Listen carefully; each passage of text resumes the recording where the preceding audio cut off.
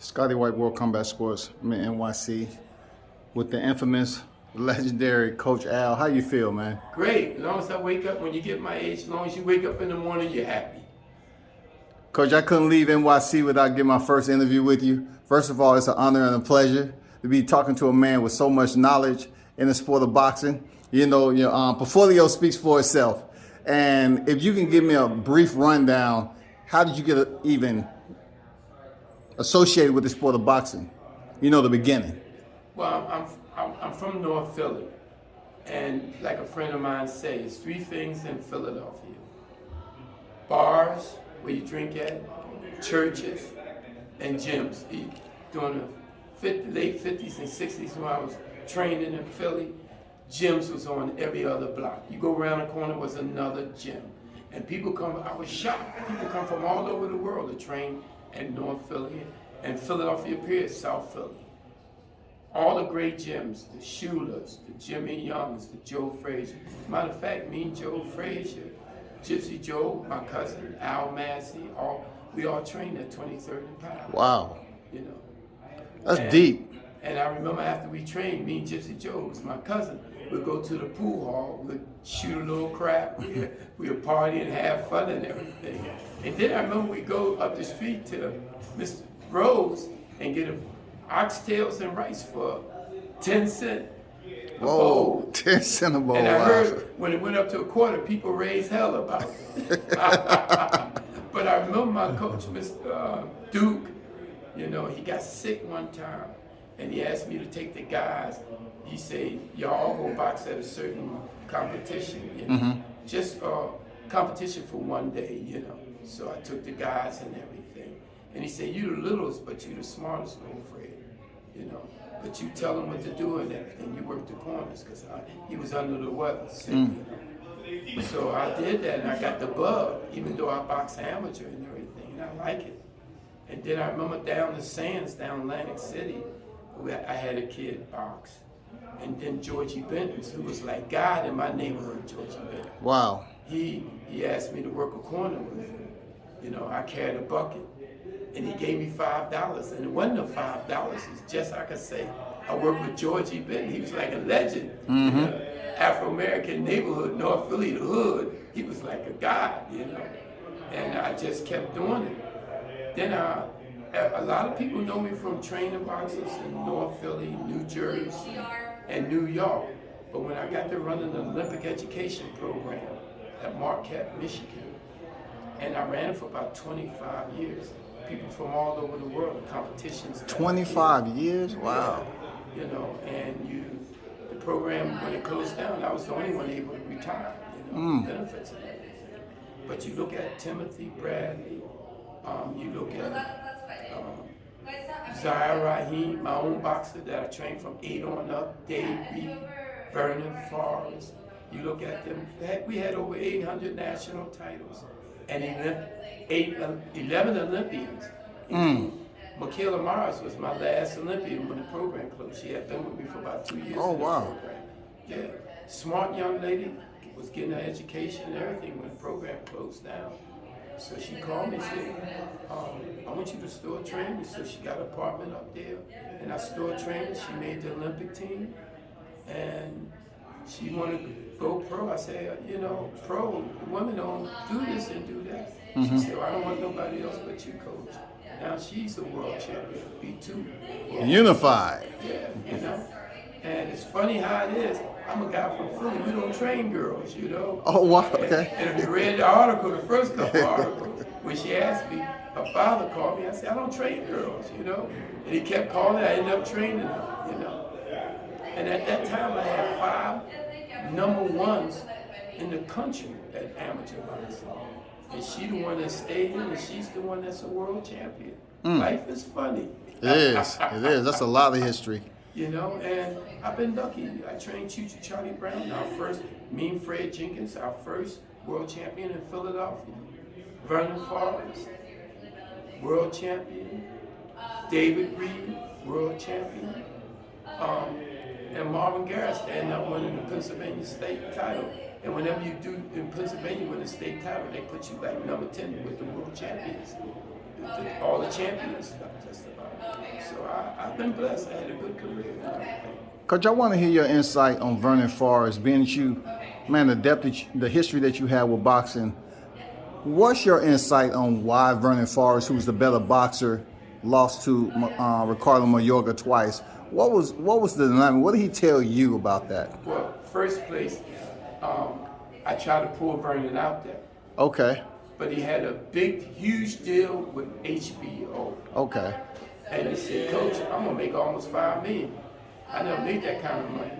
He had injuries, and if you remember, right after the second fight, he had to go in the hospital, and he had 4 operations on his arm. And if you remember, for 3 years he couldn't box. Then he came out of retirement and won the title again. But before the first fight with him, I said, you got to turn it down. He said, no, I got a 3-fight deal with HBO. He said, Coach, I'm making more money than ever.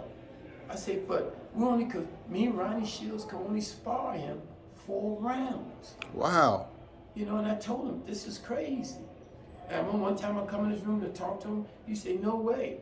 He said, the money is too important. I already found out when I had the operations, I would be out for 2 to 3 to 4 years. He said, no way, Coach. And he had chips here, chips in there. His arms used to just swell up.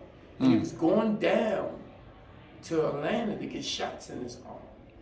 And Emmanuel Stewart will tell you the same thing, you know? Because he did a commentator and talk about it when Vernon come back to fight, when he fought Baltimore and won the title. Yeah. But he was out for 3 years. Look at it and you'll see it. His arms were swelled up and he had headaches and everything. Is that right? Okay. You know?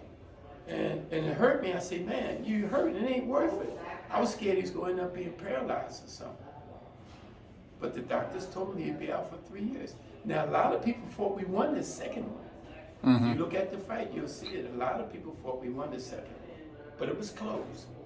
Then I remember going to Russia with the U.S. team, Russian World Tournament. And when I got back, my phone lit up. And Vernon was trying to call me to get the camp ready and everything. And I was shocked because I thought his career was over with it. He'd been out for 3 years. And he come back, and Al Heyman called me and said, hey, if Vernon win this fight, it's eliminator. He got a chance for a title. Who was he stepping in there with? Baltimore. Okay, Baltimore, okay. Now what happened, come to find out, Mayweather gave up the belt. So he called me about a month in the camp and said, if Vernon win this, he'll win the title. And Vernon come right back and win the title. Okay. And he won again. He lost the fight, come back and beat him in bad. The kid from California. And then he called me and he said, Coach, I'm going up to 160. I said, all right, I felt good. He was looking good and sharp and beating everybody. And 2 nights later, Mike, that used to be in the program, was a policeman down the line. He said, Coach, Vernon we got a thing on the internet, like Vernon got shot.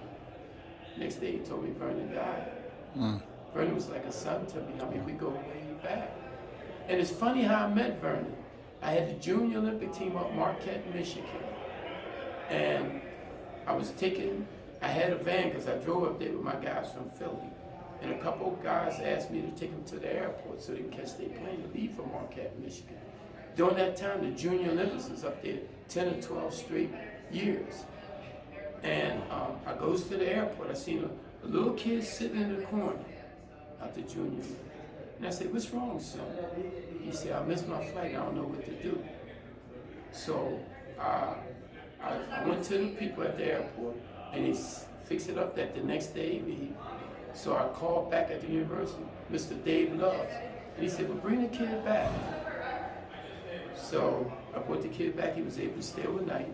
And I called his parents, and he said, I really don't have a coach. So I said, they got a program, education program, and you could train. So he come to find out, a month later, he came up with the program. Now I'm back in Philly, and because I helped the kid there, they called me and asked me about being a coach up there. I said, no, I don't want to do it. Then he called me. He said, well, can you come up here? He tricked me. Can you come up here until we get another coach? So I came up there, I was only supposed to be up there a month, and I'm still living up there. I ran the program for 25 years. But I like the concept that you get your education. I put kids in the high school, middle school, and the university. And because I lost a lot of kids in Philly to drugs, to killing, and just seemed like every time I got a good kid right in position, something happened. Yeah, I can understand that. You know, and I liked the program, and you know, it was an excellent program. People got to know me from all over the world because I was traveling with the team and everything. You know. How tough is it to keep them out the street? Because your story isn't the only story I've heard where trainers like yourself are trying to keep these kids on the straight and narrow. You see potential in them, but they still have to exit that door and go out into the real world. The prime example, Coach K got me working with this young kid, Troy Isaac. He sent him up there before the fight, after a fight. He'd go home for a week or two. He sent him right up there with me. I let him stay at my house and everything. Because I like Coach K, and he reminded me of me 40 years ago. And we laughed. Matter of fact, yesterday somebody asked, was he my son? I bust out laughing, you know. But it's hard on the kids, and the reason why it's hard on the kids, they're used to that. They don't know nothing, you know. Twice I was locked up. Guys try to rob my mama and them shoot them, you know. Okay. And fighting, game one. Everybody do that in the community. When it's poor, wasn't no jobs. You gotta remember, early 50s, wasn't no jobs for Afro-Americans. You didn't go, if you wasn't a superstar, what I mean a superstar, play basketball, football. How could your parents afford college when they didn't have jobs? And if they did, it was low-paying jobs. They just want to survive and take care of their family. And then in boxing, I seen guys that was in the program, boxing, come to the gym, try to hustle a little money on the side, sell reefer, sell drugs, you know, to try to maintain, help the family and still train, you know. And then, how many of you know got killed by accident? You know, the hood was just a place to survive when you're growing up. Now, don't get me wrong, it's a lot of opportunities and things now. But now that young guys, you figure guys like Shakur, guys like Joy, guys like that, they get a name. Now they got people they never even heard of that's related to them. They got people that want to take them to clubs. They got people that want to hang them out. And if you will be an athlete, you just can't do those things because you run into some trouble that you don't have a clue what it is.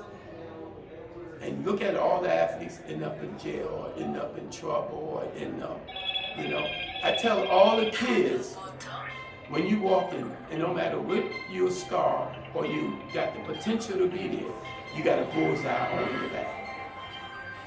And you got to learn how to protect your back because it's bullseye. Have a good coach, a good father, good family that takes care of you and look out for you. But you got to get away from the environment that you was brought up. You cannot stay there. Do you think a lot of prominent black fighters, you know, who have names, who are coming up in the sport, do you think we kind of turn the corner with that publicity you talking about, that negative publicity? It seems that way. It seems like they're working on their PR, on how to address media. We haven't had too many incidents across the board lately. Do you think it's changed any? Oh, it changed a lot. I'm seeing it. But also you got to realize, I remember guys when I was coming up, they got $200 for a fight. The money is out there now. And they seen what happened to other athletes, the smart ones, so they don't want to fall in the same shoes as some of them bad athletes. And you got great, like Shoot. I watch his father. I watch how he handled him. Smart young man, you know. And you usually don't see him like him and everything, you know. But I'm seeing guys like Troy. He got Coach K. He got his father and mother. They're around. In the old days when I was coming up, a lot of fathers left their kids, you know. It was just terrible times. Or one or the other was on drugs, you know. It's a different era. I'm seeing the families working together, trying to help each other. Also, I'm seeing people in sports, commentators and other that's trying to help the young people.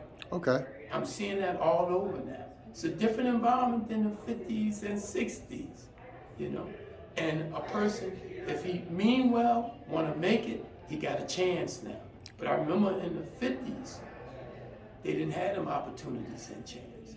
And people was just trying to survive, take care of their family to get through. That's a different world than it is now. I like what Timothy Bradley did out in Vegas when the situation happened post-fight with Shakur Stevenson.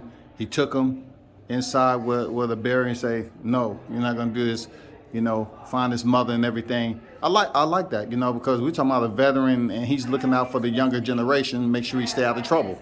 You'd be surprised when you get with Timothy Bradley, ask him about me, how I helped him. He was in the program 5 years with me. Okay. Yeah, and ask him. But I'm seeing a lot of people like Timothy, Andre Ward, they talk to the young athletes, tell them, this is the way to go, that's not the way to go. Before, we didn't have people like that, you know? It was exceptional people like Sugar Ray Robinson people, Joe Louis people, but it was a rarity, you know? So I'm glad to see the way things going. The culture done changed so much.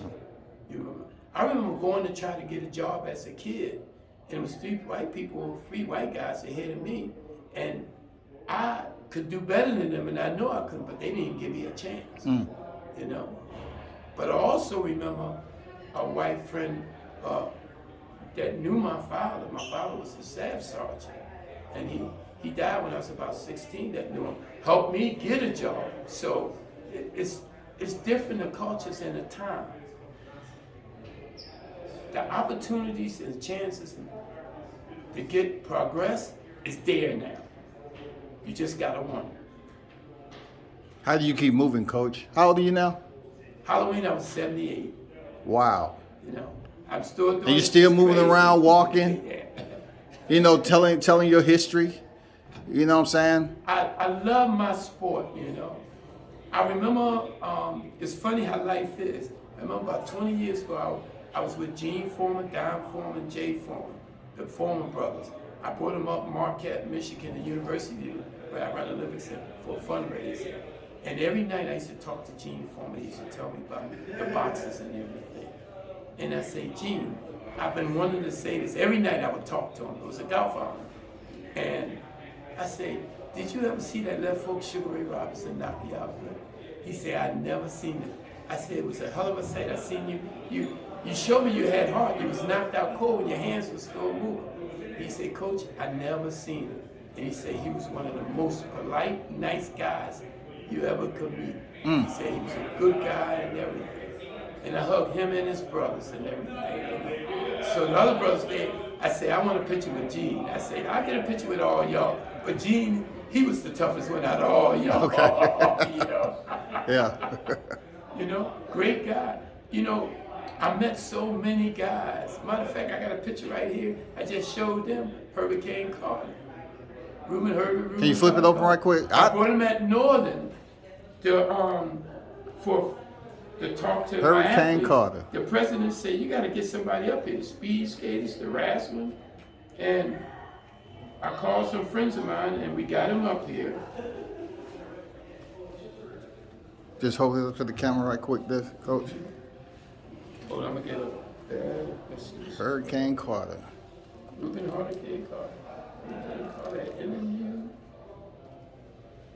She was my best friend. This is about 22 years ago. I got him to come up to university. Okay.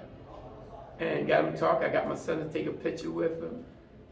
Wow, great history. And when I was proud of, it went on for about an hour and a half. He talked, and he come out, and the people that was in there, matter of fact, I was the only Afro-American, and my son there, and I'm one of the ones that talked to the president, get him and everything.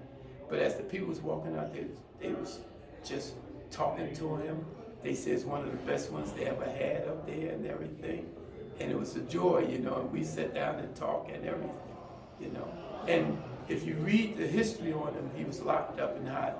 The people from Canada, the little kid Afro-American kid was reading a book about him and wrote letters to him, and that's how they was able to get on his father and mother.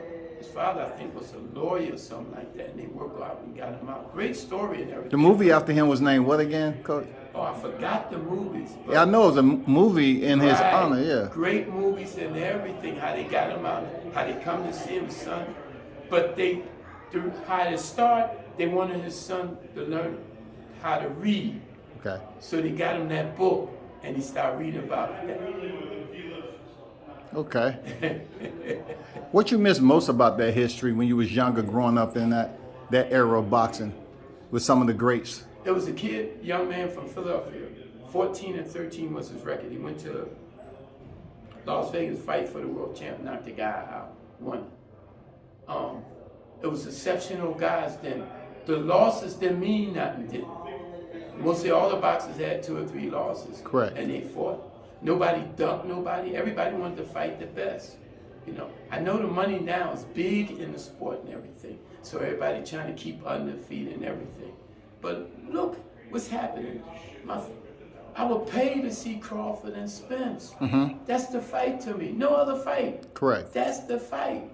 And we're going through torture waiting for it. It's a big fight. So what's that torture about? Money? Well, it shows Politics, about what? Their area, politics, Okay. and also how the young boxers think. You know, because when I was coming up, they all would jump off the roof to fight whoever was the best. That was the way it was in Philly in those days. Matter of fact, in the whole country. Look at your great fights during that time. If that was happening, we wouldn't have the Tommy Hearns and Hagler fight, which is still to me the greatest 3 rounds in the history of the sport. You know, show you how 2 guys, 2 different camps, wanted to win so bad. Do you think these 2 names can live up to that?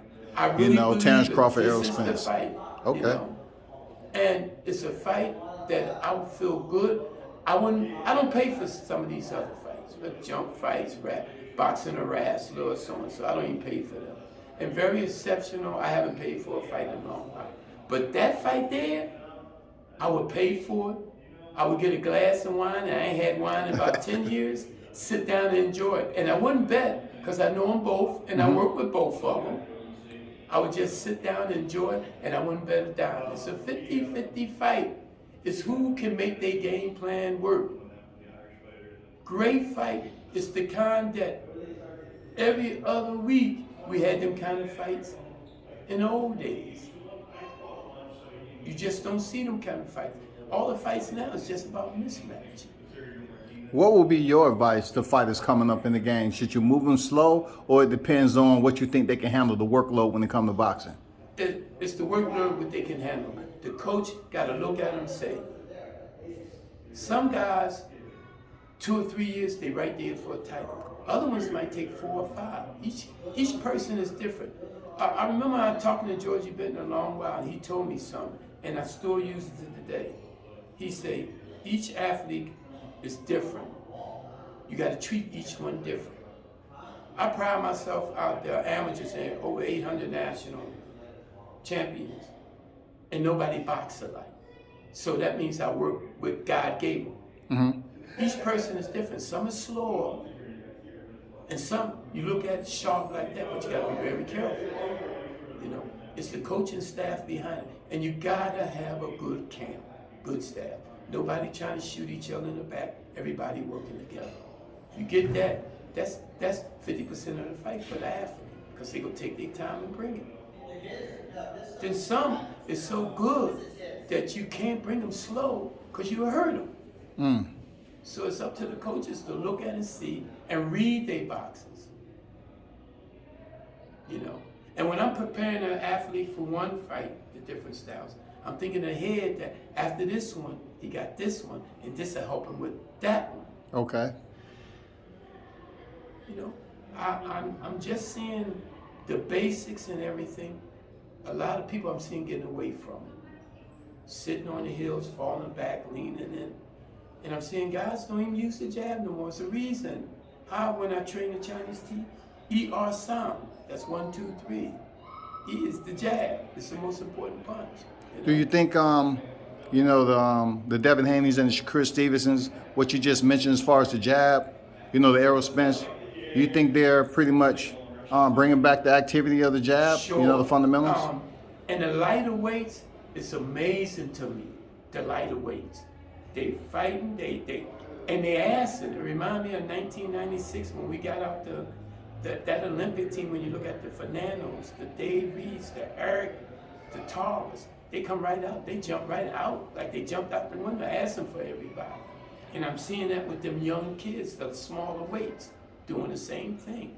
You know, I take my hat off to the Haney. Look what Haney did. He went in another country. Yep. And I worked down there for 5 years, and they loved their boxing. Went to another one, and it looks like for a while that his partner will be there. Correct. He still went down there. He was still positive. He still do the work. He got the win, and did a master's boxing show. Now, to most people, a lot of people will call it boring. But that shows you how good boxer he was. He boxed so good, he made it look boring. Looked like he was taking candy from a baby. Yep. That's good boxing. I appreciate boxing like that. My kid don't get hit, he don't get hurt. He leave with the money, ain't nothing wrong with him. Yep. You don't see that no more. Take less damage as possible. Well, Coach, I know you have a busy day. Thanks for the history. I've been educated. You know, thank you for allowing me into your past. I know if I had a day or two, you know, you could talk all about the history, but you rarely find an individual like yourself that was back in that era, that knew those guys, that we only look online, you know what I'm saying, and we study and see what they was able to accomplish back then. But it's an honor. You know, I want to say thank you. Appreciate it for the interview. And I wish you nothing but the best out here, you know, with the fighters that you have. Okay, and thanks a lot, and thanks for interviewing me. But I want people to know, I was dumb as a brick when I was 16, 17, 18. I used to think my mom and pop was the dumbest people in the world until I hit 40s and 50s. The older you get a little smarter. Then I realized I was the dumb one, you know. So that's the way life is. You got to take one day at a time and be happy whatever you do. I feel sorry for people in jobs that they don't like. I've been doing this for 61 years, and every day I wake up, I'm happy. I agree with that. What's next for Mikaela Mary? She's 17-0. Well, they You know talk what I'm about Alicia Bonds. It's already inked, and it'll probably be in September. What they're arguing about right now is going to be in Madison Square Garden or the UK. Okay. And it's going to be a hell of a fight. Two grown ladies, two talk plenty of crap about each other. I love it, you know. And I seen her walk out for the first time. It's the first time I seen her in person. She walked out yesterday. So she's in town, or? Oh yeah, she's commentating on the fight. Oh, okay. She's doing it for Top Rank. She's been commentating, and she do better. And I told her after her career over, that's what she'll do. You know? Great personality, been faithful to me. I you know, and I laugh at myself. Never say never, because I say I never trade a girl. Old school, you know. But any final words to your supporters out there? Just thanks, and thanks for my sport of boxing. You know, I lost 2 wives because they say the only friends I got is in boxing, and they're right. Salute, Coach. Much appreciated. Thank you for World Combat Sports.